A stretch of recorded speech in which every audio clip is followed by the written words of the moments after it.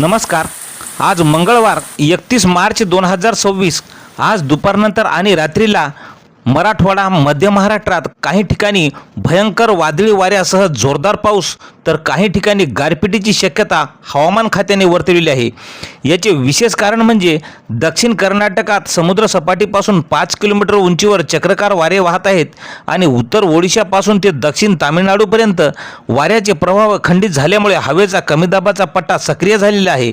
याच हवामान प्रणालीच्या प्रभावामुळे आज दुपारनंतर आणि रात्रीला मध्य महाराष्ट्रातील अहिल्यानगर, सोलापूर, मराठवाड्यातील बीड, धाराशिव, लातूर या जिल्ह्यात वादळी पाऊस आणि गारपिटीची शक्यता हवामान खात्याने वर्तवलेली आहे। तर मित्रांनो, यामुळे दक्षतेचा इशारा म्हणून हवामान खात्याने ऑरेंज अलर्ट दिलेला आहे।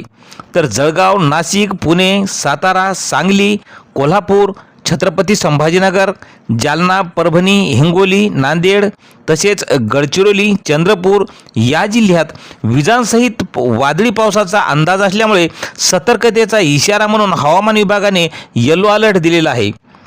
तर उर्वरित राज्यात अंशतः ढगाळ हवामानासह दिवसभर उन्हाचा चटका आणि रात्रीला उकाडा कायम राहील अशी शक्यता आज भारतीय हवामानशास्त्र विभागाचे प्रमुख कृष्णानंद होसाळीकर यांनी दिलेली आहे।